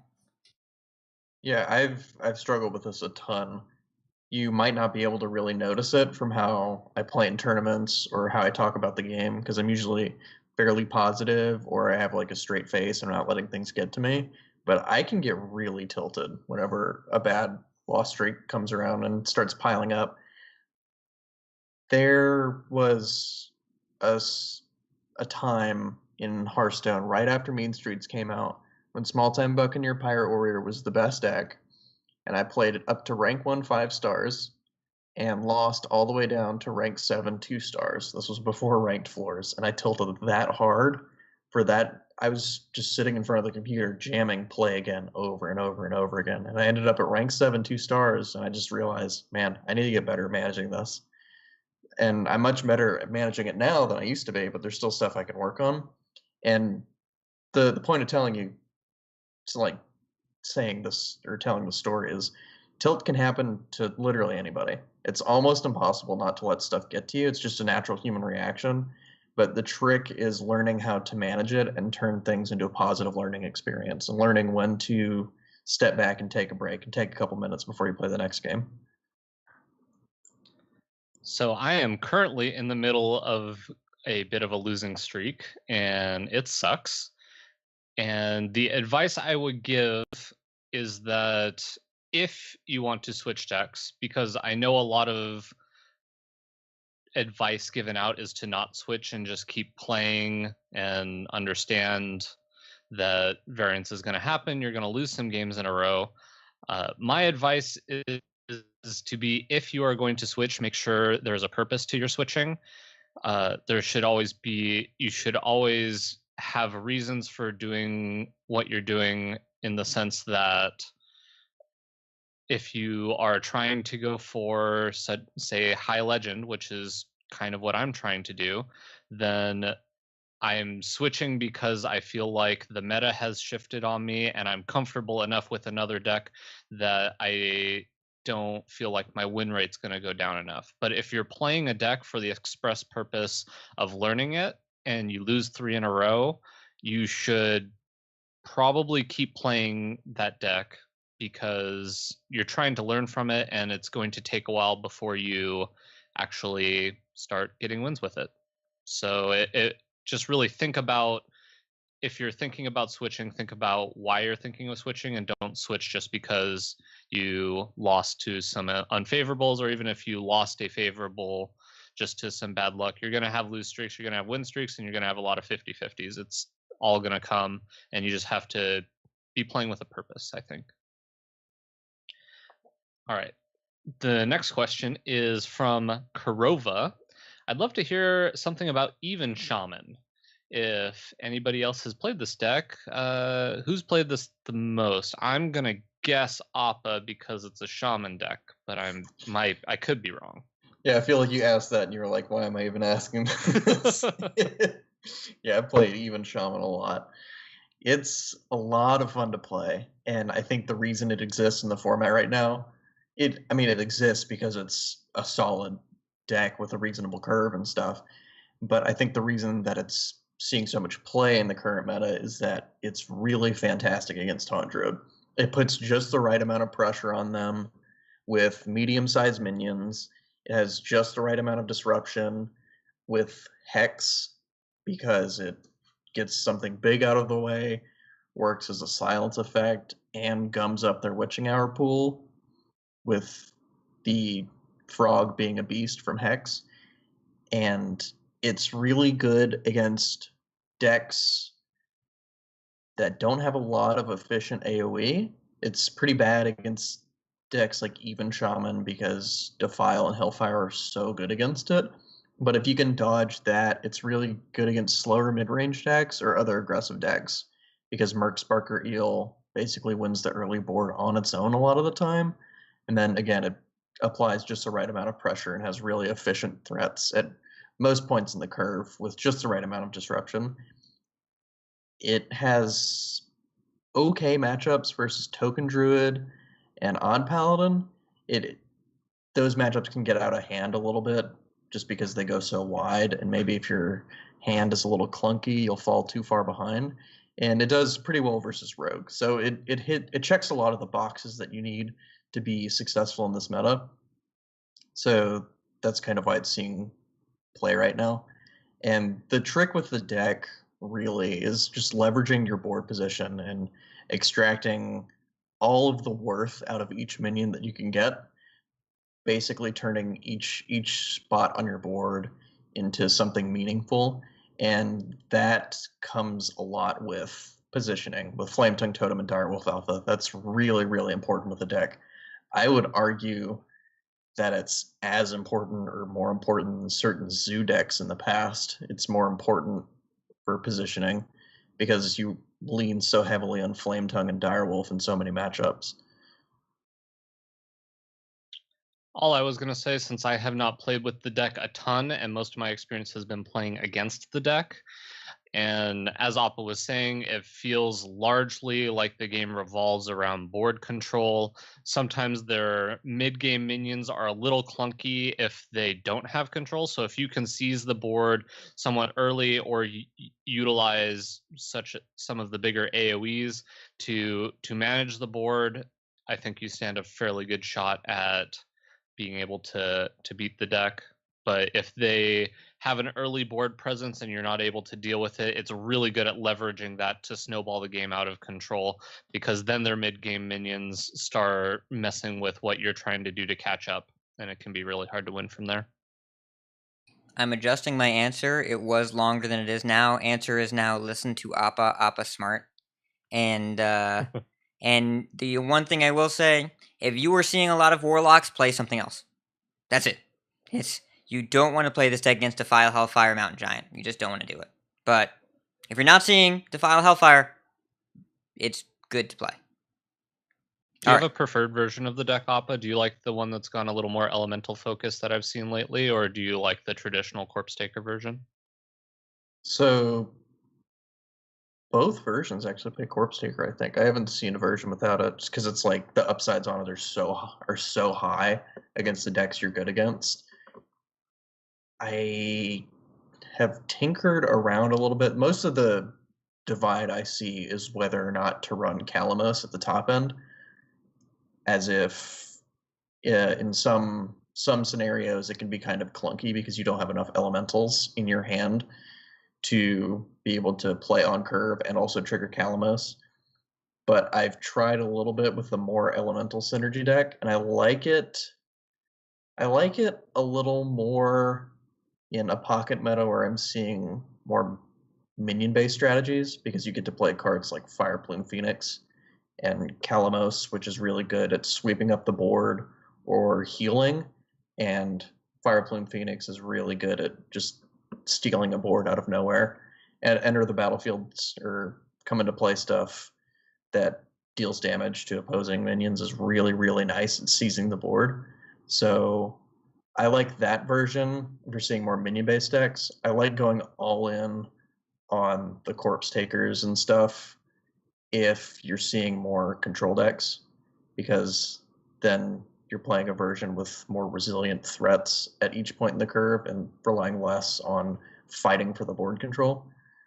And that's kind of the divide where I see the Even Shaman list right now. And I like, so that's where I like both versions of the deck. Great. Earth Shatter asks, is Mindbreaker a good tech right now with decks like Odd Paladin and Taunt Warrior? Or is it good tech in general with all the odd even shenanigans going on? Appa. All right. Well, I was gonna let Hat talk first, but he changed his answer. So Mindbreaker's a really interesting card. To play it, you want to be in a deck that's aggressive enough to play it on curve to disrupt your opponent early, but also the deck has to be powerful enough that if the Mindbreaker's killed, you're not leaning on it too hard. So, for example, in my Spiteful Druid deck that I won the Brotherly Brawl with, I played a copy of Mindbreaker, and that was to shore up some of my weaknesses against Baku Hunter in my lineup, and it was also a reasonable play against Warlock and Warrior. In that deck, I could curve it out on 3, or play it in the late game to pretty much give me a turn free where they had to kill it. And if they did, then it was good for me because it was disruption in that scenario. Or if it lived, it was disrupting their hero power anyways. The problem is with Mindbreaker that I think we don't have a deck that operates that way right now, aside from Even Shaman. Like a deck that wants to get on the board and leverage that that curving potential, and they can't play it. Or Odd Paladin's another example, and they don't want to play it because they rely so much on their hero power. And I don't think the decks in the meta right now really rely on their hero power enough, like Baku Warrior or Quest Warrior, Baku Hunter, stuff like that. Those aren't too popular right now, so I don't think it's that great right now. Basically, a TLDR is Mindbreaker is a solid disruption card, but needs the right environment, and I don't think this is the right environment for it. I think there's just there's better tech cards for the situations that you're looking for. I don't see it as a good universal tech card that shores up a bunch of matchups. I think you'd rather just be more specific with what you're targeting. So against Odd Paladin, if that's what you're trying to use the Mindbreaker for, then you want a better AoE or something along those lines. I'm struggling to see what Mindbreaker does that another card just doesn't do better. Yeah, it's a very narrow card, needs a very specific environment, and the environment that we're in right now doesn't really have a popular Quest Warrior, doesn't have popular Odd Warrior deck, doesn't have Baku Hunter, and I mean the only deck really at that point that it's decent against would be Even Warlock, because they do rely on it, but it's not going to swing an Even Warlock matchup. They don't lean on their hero power that much. Yeah, they lean on it on the turns where you can't play Mindbreaker. Yeah, and then against Odd Paladin, it's okay, but against Odd Paladin, you'd rather have other stuff. So we're not really. It doesn't really check the boxes for this meta. So it's kind of sitting on the sidelines right now because it is so narrow. Really, I don't know a deck that both wants it and wants to play it and wants the effect. Every deck I can think of wants one or the other, but not both. Odd Rogue, playing it against Odd Rogue, that's a really hero power dependent deck, but they just kill it with the dagger and whatever they play it on turn 3. It's because the dagger still stays there. Even Warlock, they're like, okay, nice 2/5, 8/8, boom! And there's so many other decks that generally either you can answer it or it hurts you as much as it hurts them. And I agree with Bot that there's just better cards to play, and I agree with Appa's really significant, reasonable analysis, which is why I changed my answer in the Google Doc to Appa Talk. And I'm happy with the result. Moving on. Appa real smart. All right, Yes. so Rebobson asks, what decks is Ridiculoushat going to play versus Rebobson this week? Sounds like an interesting deck explanation topic, in my opinion. And I think Appa and I are going to be the best to answer this question. I think we have a really solid understanding of exactly what Hat's going to bring. So I'm going to guess something like Kingsbane Rogue, Spiteful Druid, Combo Priest, and Zoo Warlock. That sounds like a really good lineup. I expect that to be exactly what Hat brings this week. So there you go, Rebobson. Did you have a better answer, Hat? Yeah. No. Long answer. Yeah. No. Next question. All right. Volkai asks, maybe an update on Q block, especially mulligans, if anyone has a good answer. Ignore me. Appa has a long answer and has been really smart so far, so let's have Appa answer again. I don't know. My answer is just kind of long because I played a lot of Q block. Q block still plays the same for the most part in terms of what the deck's trying to do, but its matchups have just gotten worse because it doesn't do the broken stuff that it does as quickly as it used to. In terms of mulligans, you want to keep Kobold Librarian, Skull of the Minari, Possess Lacking, Dark Pact, because you are trying to cheat out the big fat demons quickly. You want to keep AoE versus Paladin. I mean, that should be pretty obvious, but I see a lot of people mulligan away Defile and Hellfire looking for like Skull and stuff, but those cards are important enough versus Odd Paladin that you want to keep at least one of those types of cards in your hand. One thing I see people do is in matchups where you really need to hit your Mountain Giant, they keep Kobold Librarian, and it makes sense to do that because the Librarian's effectively replacing itself. But in the matchups where you absolutely need to hit Mountain Giant, basically to be able to win the matchup against Taunt Druid, is mostly what I'm getting at here, is to mulligan the Kobold Librarian, because the Librarian will draw you a card, but because of how mulliganing works, in that whatever you mulligan away is removed from the pool, you're guaranteed not to get that back, or that specific version of that card back. It is actually better, if you don't have the Mountain Giant, to remove the Librarian from your hand and whatever else, and hard mulligan for the Mountain Giant. Because even though the Kobold draws you a card, the mulligan does the same thing, but it's a higher percentage that you will hit the Mountain Giant because it removes that from the total pool of stuff you can draw from. Is that how that works?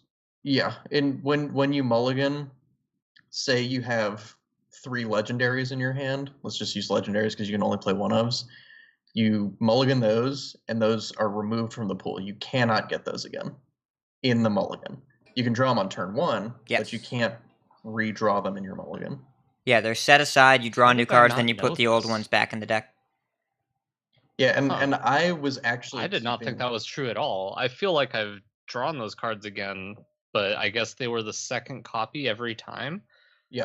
I don't know. Whenever you hit another card, it's because it's the second copy, but you won't ever get a legendary again, or that's why I was using the legendary example. Yeah. But I was actually keeping kobolds because it just kind of makes sense to do that, until I was in a Twitch chat, or a Twitch room. I forget who it was that was playing, but Noblord came in and he was actually talking about getting rid of Kobold Librarian, and he was kind of explaining why it was good, and I was like, oh, this just makes sense. It's just math. Okay.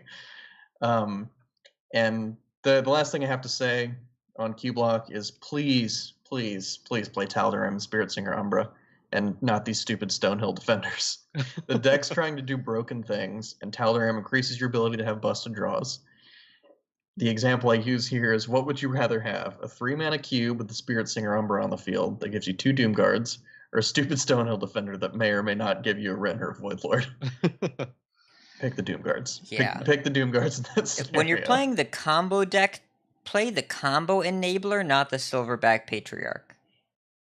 Yeah. So my answer kind of revolves a lot around that, and it's not super helpful to the question, but my answer was basically that, in my opinion, Even Lock is just generally more consistent than Q Block. It does obviously less broken things, as they were just talking about. It's a combo deck, you do combo-y things, whereas we'll talk about this later, but Even Lock is kind of a mid-range deck. But I felt like Even Lock's matchup, it just feels better, so I felt like I had no reason to play Q Block, so I don't have a lot of information on it, and my advice was to just play Even Lock, which might not be a good answer, but well, there is some definite merit to playing Even Lock, but there's something to be said about skill cap with Q block because it is like such an intricate deck and there's a lot of different play lines with it.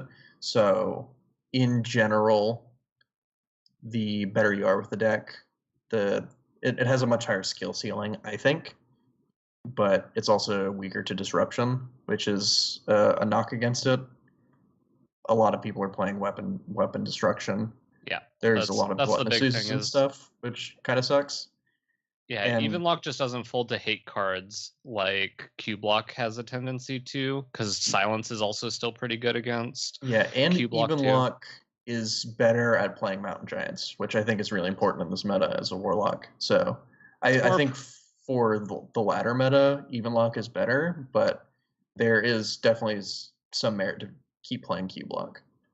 Yeah, and definitely in a tournament settings. I just like how even lock has the proactive game plan and over the cube locks combo-y game plan, which sometimes does really broken things and other times not so much, and I like the consistency for ladder. What about you, Hat? Q block hard, super high skill cap, really unforgiving to play right now. If you want to play it, be prepared for a single mistake or even choice to lose you the game, for the mulligan to matter a lot, and for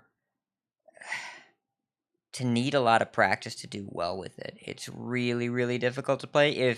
If you are good at it, it is still good, but this deck is incredibly intricate and is one of the higher skill cap decks I've ever seen. So if you want to play it, just be aware it's unforgiving in a really serious way and has really dropped in representation at multiple levels of the ladder because of the difficulty to play combined with the hostile meta.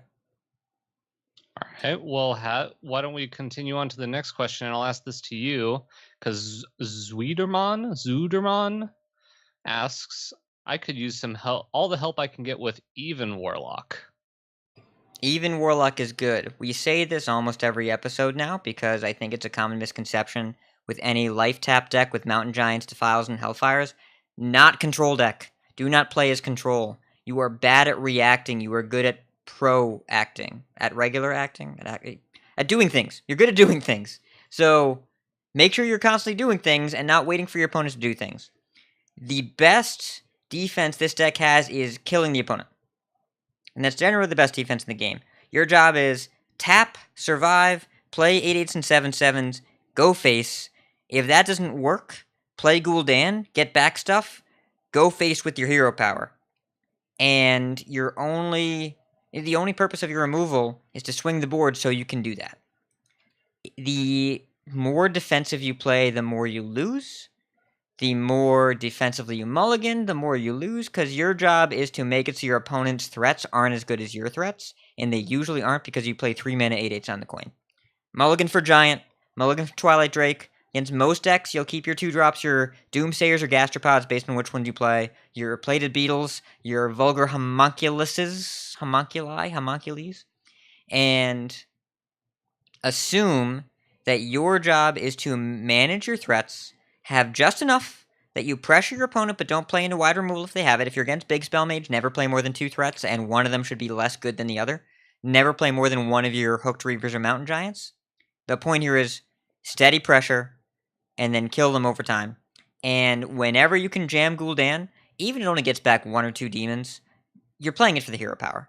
The deck, at this point, usually plays 5 demons, 2 Vulgar Homuncules, 2 Hooked Reavers, and 1 Dread Infernal. And you're usually going to get back 2 or 3 demons, if that, and that's fine. You don't need more than that. You need your hero power. That hero power is, over 10 turns, is a win condition by itself. So, make sure that you are playing that when you can, whenever you're on an even board. Make sure that you're metering your threats and not playing too many at a time, and not playing too few, and don't play defensively because you are not a defensive deck. So I'm actually going to somewhat disagree with you, Hat. I think that in most of your matchups, you are an aggressive deck, you're a mid-range deck, you want to get out giants early. I think there are matchups where the giant plan is a bad plan and you shouldn't do it. Against Rogue specifically, I think you should mulligan your giants and look for 2-drops and ways to remove HenchClan Thug, because Rogue is very good at dealing with giants, especially since you have to tap on the first couple turns. And Again, I do think you can play defensively against Token Druid and Odd Paladin and even Shaman and still do okay against them. I think you're just very favored in those matchups, and the defensive stance is a better stance to take because they can't RNG you out and kill you early. So I am under the impression that this is a deck all about knowing your matchups and knowing what cards are good.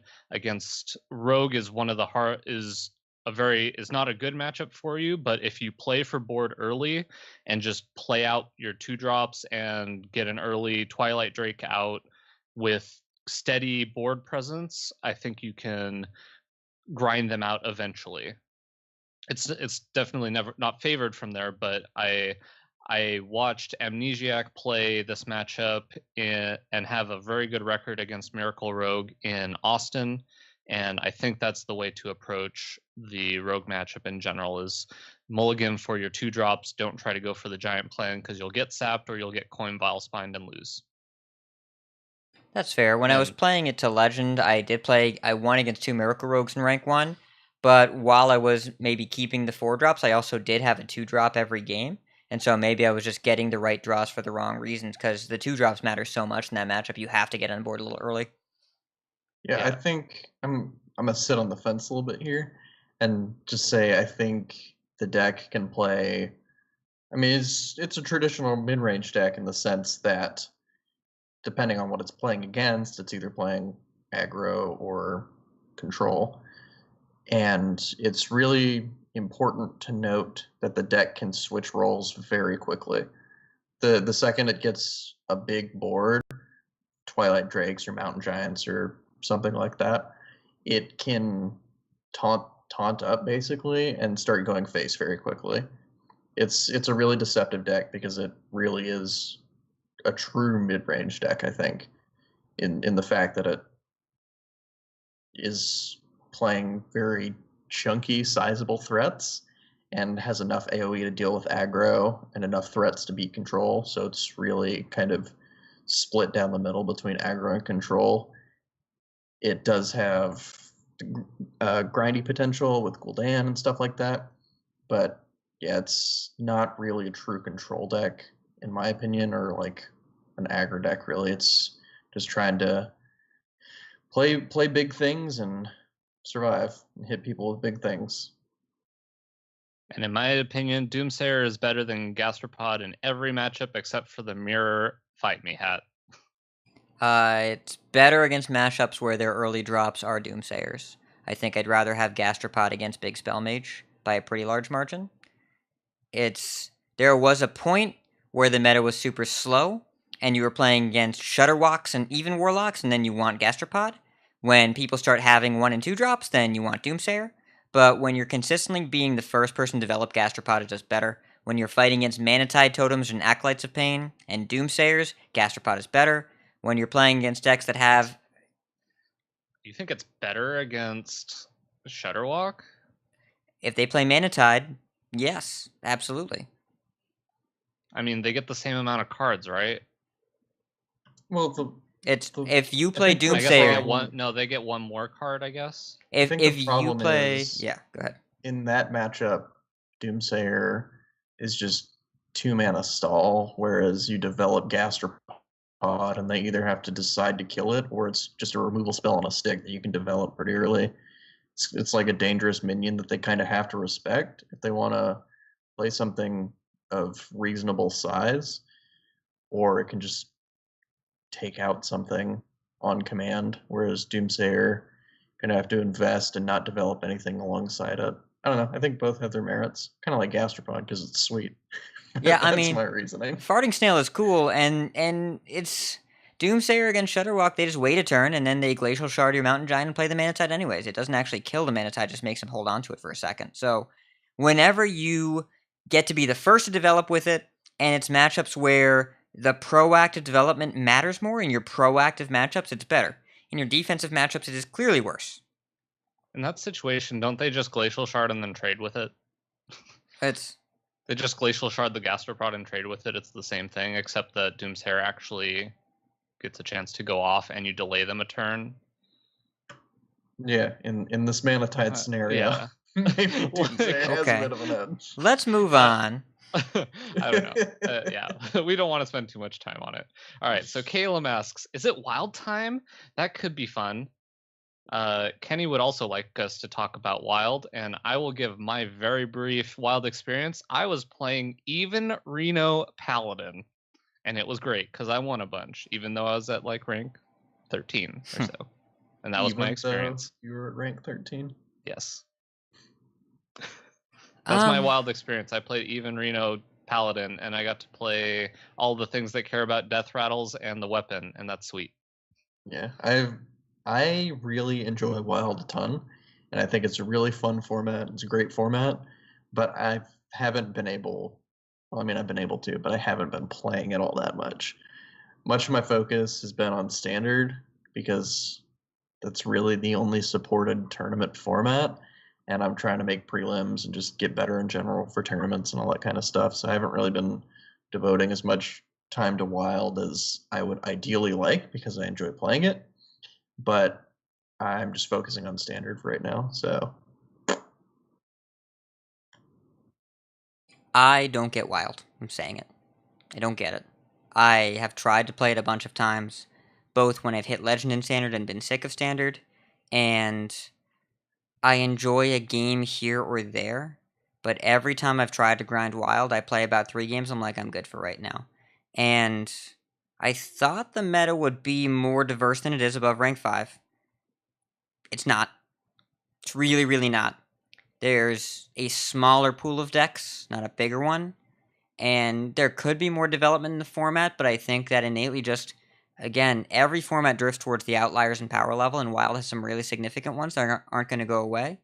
The format has a lot more swings, thanks to Void Caller, thanks to Reno Jackson, thanks to a lot of cards that are seeing a lot of play, and I do think the format is healthier than when Naga Seawitch was around, but I just can't get into it, and I've tried a few times.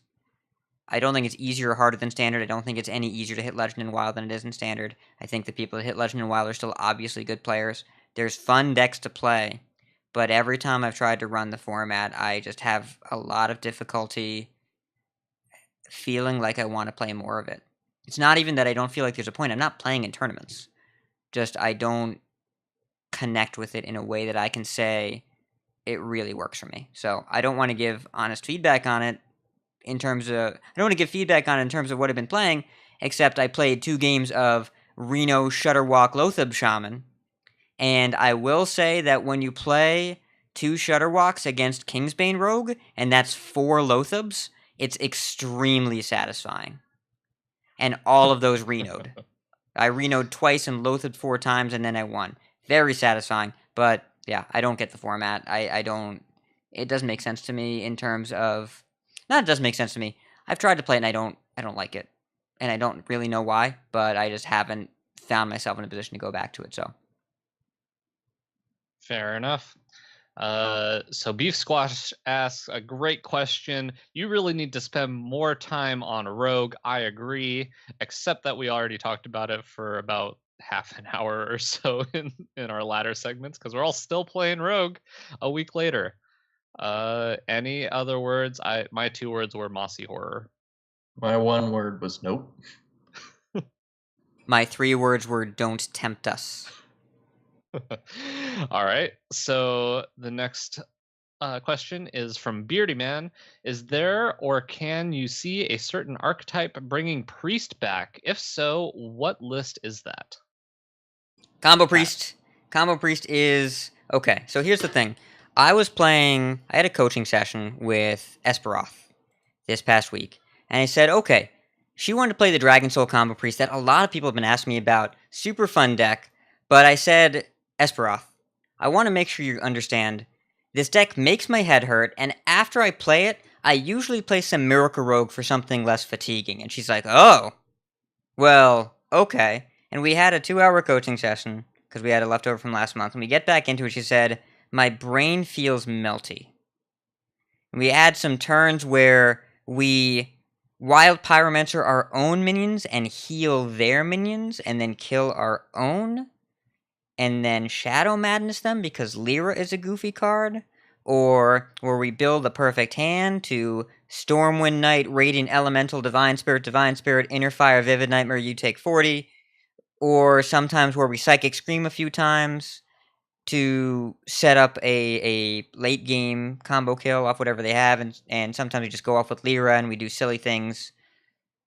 It's the highest skill cap deck I think I've ever played, and Combo Priest has always been that way. Botticus talked about this last time he was playing it. The mulligan is incredibly difficult. The game planning is really highly variant every time. It's fun. It's interesting to play. It's very challenging, but Priest is a class in a weird spot, and I don't really know where I can say Combo Priest shines in this particular matchup.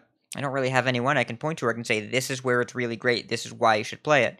Mind Blast Priest either doesn't have quite enough removal, doesn't have quite the right amount of removal, or the quite speed of removal, or the right win conditions in this format, and there's way too much armor gain. Priest is not in a great spot right now. It needs a little bit of help, and I don't know if there's a good Priest deck right now that I can consistently recommend to pick up. And if you do want to play Combo Priest, expect to play it a lot and miss windows by very small amounts. And it'll be fun, but challenging and probably not super rewarding in terms of time per ladder experience. Yeah, who knew that losing Draconid Operative and Netherspite Historian was essentially the equivalent of Call to Arms getting nerfed to 4 mana. It just kind of nuked the deck into orbit. As you didn't even say the most important card of Potion of Madness. Oh, Potion of Madness is easily the most important card that we're missing, and I didn't realize it until that card was gone, but F that card. I said that was my number one card that I said I'm going to be so glad to never have to play against this card again in Standard. That because it was too powerful. It led to so many stupid early game things. So I'm glad it's gone. Whenever my Direwolf Alpha would get taken and then run into my Flame Imp, I would just be like, I can't win this game now. I have been 2 for 1 and my opponent is up an entire card and 2 mana. I'm dead. That card was bananas, and also lets you just win games out of nowhere that you probably shouldn't have. Oh, like Twilight Acolyte their Void Lord, yoink your Void Lord, and then kill you with your own Void Lord. I don't mean to cry tears for the Warlock, because losing your own Void Lord, like, they probably deserved it for playing Possessed Lackey, but at the same time, every time you play a 9-drop and you're like, gee, I hope I don't lose to their 1-mana card, it doesn't feel great either. Speaking of stealing Void Lord, Zalae did a co-op with Gallon yesterday and was playing Combo Priest. So if you're looking for a good video on that, I have a link to their VOD where he was playing the deck, and it's towards the last third of the video. But if you're looking for a Priest deck to play and some information about it, that's a great place to look. Yeah, my answer to the original question is Combo Priest is really good. Hat and Botticus have talked about it enough. The deck's really good. It's hard, but it's rewarding. And it's one of those decks that if you get really good with, you'll win a lot of matches that most people won't, because the lines of play are so varied and there's so many of them. Mind Blast Priest. So this is going to sound like a meme, but it's really not. Mind Blast Priest can't beat Branching Paths. I played quite a bit of Mind Blast Priest before the nerfs happened, and the deck really folds to armor gain. It's very similar to old Freeze Mage, and not being able to OTK with Raza and Anduin like you used to be able to makes it so that if your opponent amasses enough armor, then you really just don't have enough damage in the deck to be able to push through it.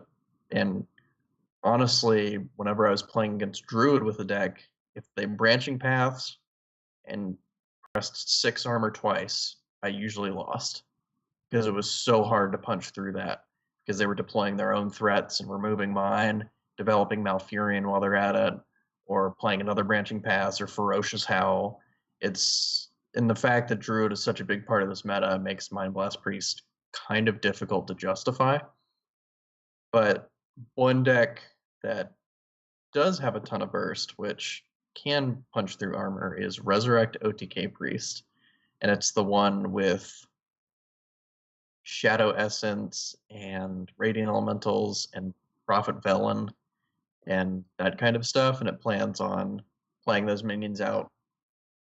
Thalnos and Loot Hoarder Yeah, are Thalnos and are Loot Hoarder. generally the other two minions, and it uses those to draw cards, and then it uses the spell that resurrects two Death Rattle minions to draw some more cards, so it finds its combo. And I lost to this deck last night with my coaching session, and it was unfortunate. I don't think it's consistent enough to be really good, but I think it's a fun deck you can play. Yeah, and it has some legs, at least.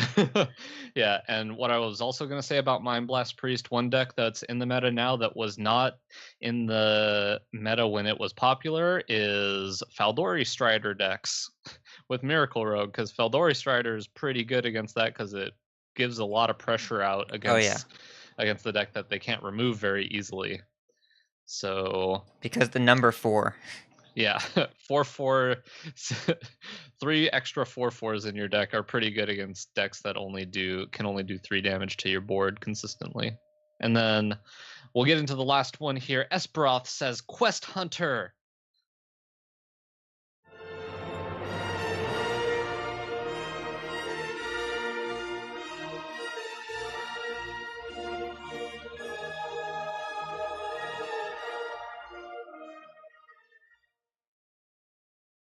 Did that answer your question, Esperoth? I hope it did.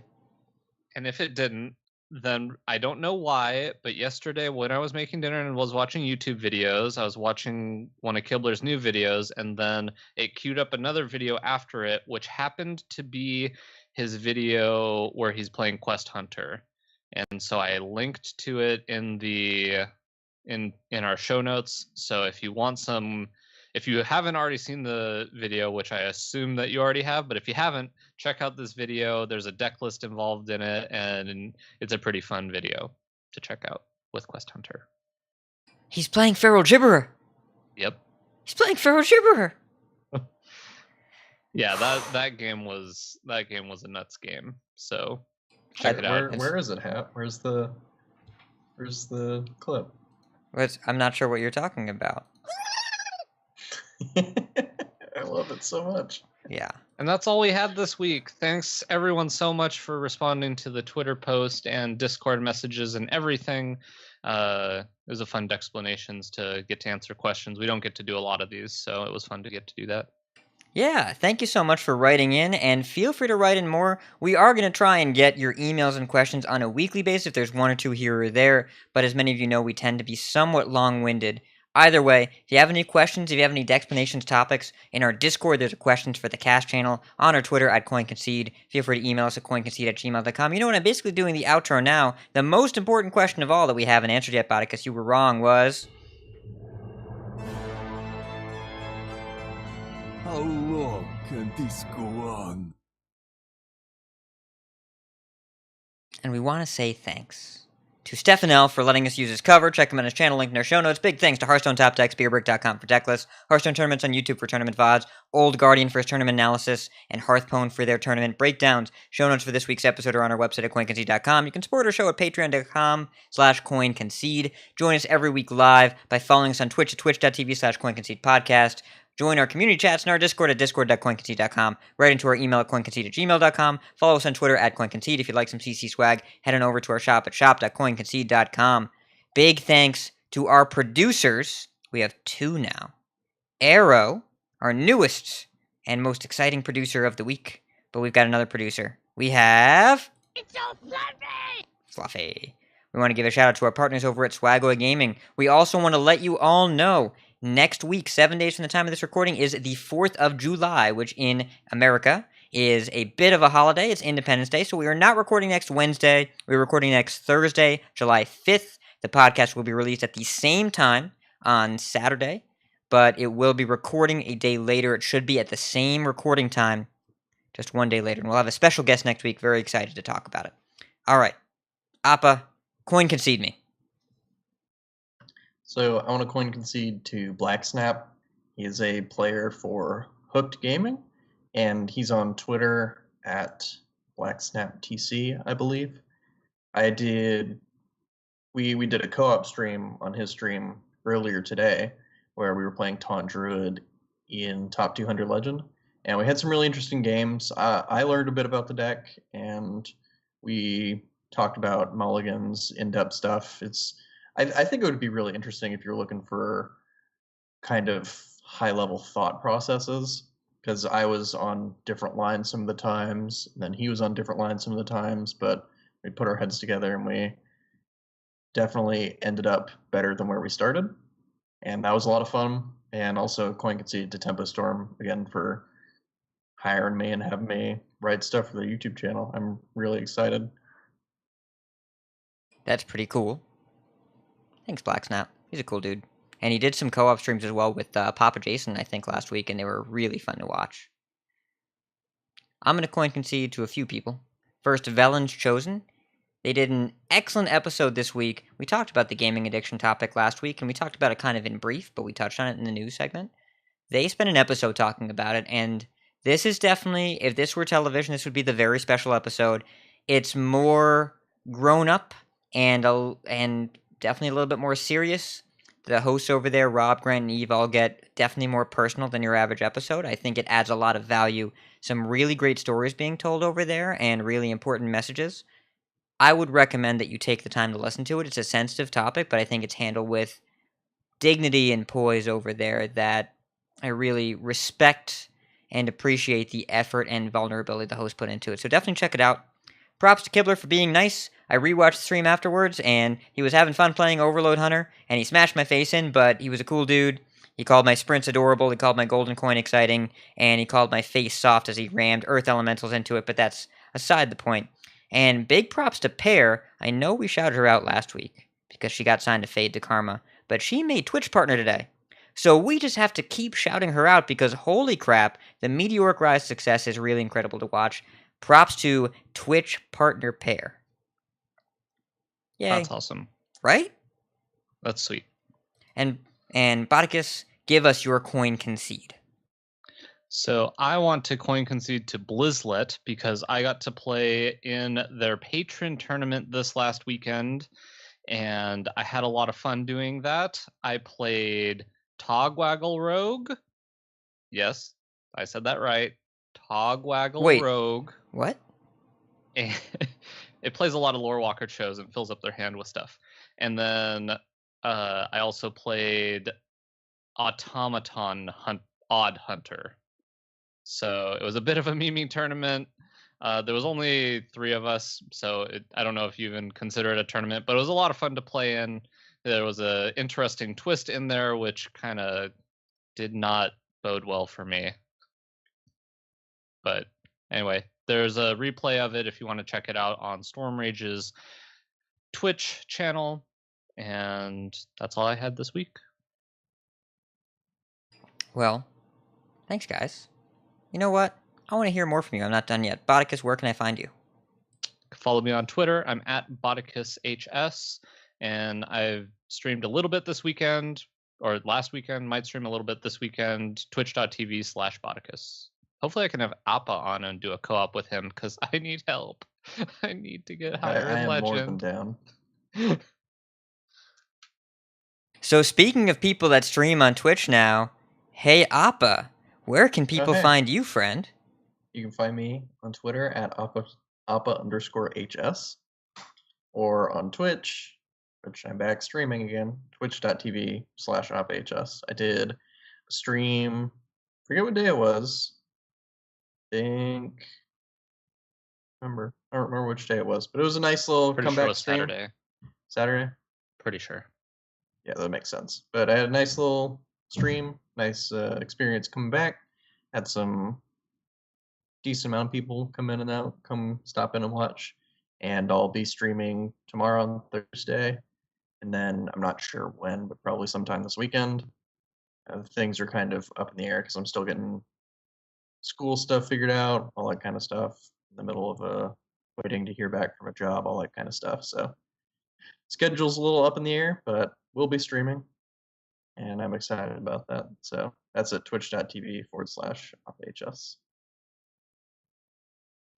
And you can find me on Discords, where Discord messages are sold or given away at Ridiculoushat. I'm probably in all of your Hearthstone Discords. You can find me on Twitter at Ridiculoushat. You can find me on Twitch at twitch.tv/Ridiculoushat.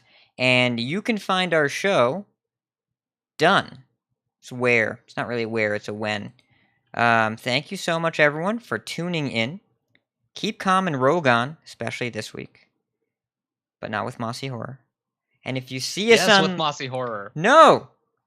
Don't listen to him. Don't listen to his lies. If you see us on the ladder, coin concede. Coin concede. Coin concede.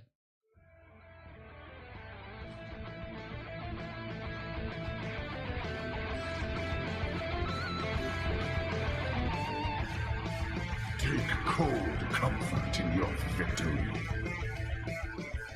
You win. I can rest now. You win. For now. Now, your victory proves nothing. The day is yours. I choose death. You have triumphed. This time. This hunt is yours.